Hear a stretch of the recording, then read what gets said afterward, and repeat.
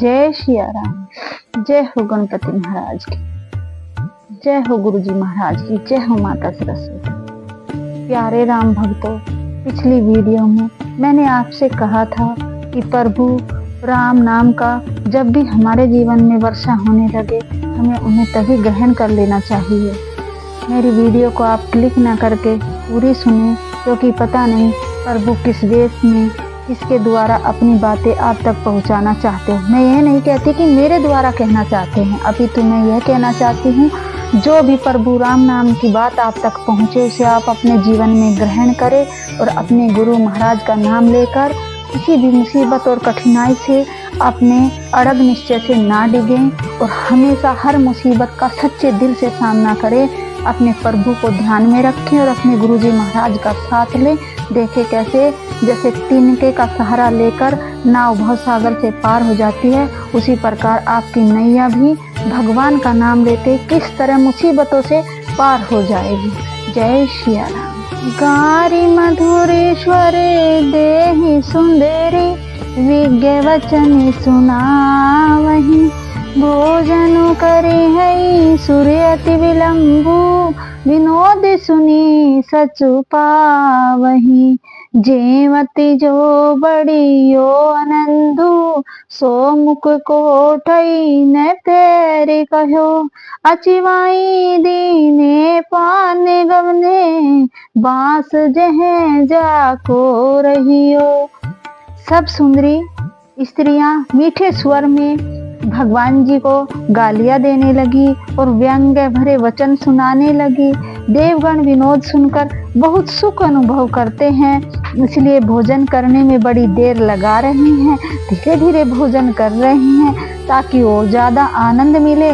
भोजन के समय जो आनंद बढ़ा वह करोड़ों मुख से भी कहा नहीं जा सकता। भोजन कर चुकने पर सबके हाथ मुंह धुलवा कर पान दिए गए। फिर सब लोग जो जहां ठहरे थे वहां चले गए। बहुरी मुनि है हिमवंत के हूँ लगन सुनाई आई। समय बिलो की विवाह करी पटे है देवे बोलाई। फिर मुनियों ने लौटकर हिमवान को लगन पत्रिका सुनाई और विवाह का समय देखकर देवताओं को बुला भेजा। बोली कोकिल सकल सुर सादर लीने सभी हई जथोचित आसन दीने। वेदी वेद विधान संवारी सुभग सुमंगले गावहि नारी। सब देवताओं को आदर सहित बुलवा लिया और सबको यथा योग्य आसन दिए। वेद की रीति से वेदी सजाई गई और स्त्रियां सुंदर श्रेष्ठ मंगल गीत गाने लगी। सिंहासन अति दिव्य सुहावा जाइन बरनी विरंची बनावा। बैठे शिव विप्रन्न सुरुनाई हृदय सुमरि निज प्रभु रघुराई। वेदिका पर एक अत्यंत सुंदर दिव्य सिंहासन था जिसकी सुंदरता का वर्णन नहीं किया जा सकता, क्योंकि वह स्वयं ब्रह्मा जी का बनाया सिंहासन था। ब्राह्मणों को सिर नवाकर और हृदय से अपने स्वामी रघुनाथ जी का स्मरण कर कर हमारे प्यारे भोलेनाथ जी उस सिंहासन पर बैठ गए। बहुरी मुनि सने हुमा बोलाई करे सिंगारो सखी ले आई। देखत रूप सकल सुरी मोहे वरन छवि अस जग कवि को है। फिर मुनीश्वरों ने पार्वती जी को बुलवाया। सखिया श्रृंगार करके उन्हें ले आई। पार्वती जी के रूप को देखते ही सब देवता मोहित हो गए। संसार में ऐसा कोई कवि पैदा नहीं हुआ है जो सुंदरता का वर्णन कर सके। जगदम्बिका जानी भव भामा सुर ने मनी है मन की प्रणामा। सुंदरता मरे जादे भवानी जाई न कोटहूँ बदनी बखानी। पार्वती जी को जगदम्बा और शिव जी की पत्नी जानकर देवताओं ने मन ही मन प्रणाम किया। भगवान जी सुंदरता की सीमा है, और भवानी माता की सुंदरता की भी कोई सीमा नहीं है। करोड़ों मुख से भी उनकी शोभा का वर्णन नहीं किया जा सकता। कोटि हूँ बदन नहीं बने भरी नति, जग जननी शोभा महा। सकुचहि कहते सूति शेष, शारद मंदे मति तुलसी कहाँ। छवि बखानी मातु भवानी, गवनी मध्य मंडप शिव जहाँ। अवलोकी से कई न सकुचे, पति पद कमल मनु मधुकर तहाँ। जगजननी पार्वती जी की महान शोभा का वर्णन करोड़ों मुख से भी करते नहीं बनता है। वेद शेष जी और सरस्वती जी तक उसे कहते हुए सकुचा जाते हैं, तब मंदबुद्धि तुलसीदास जी किस गिनती में हैं।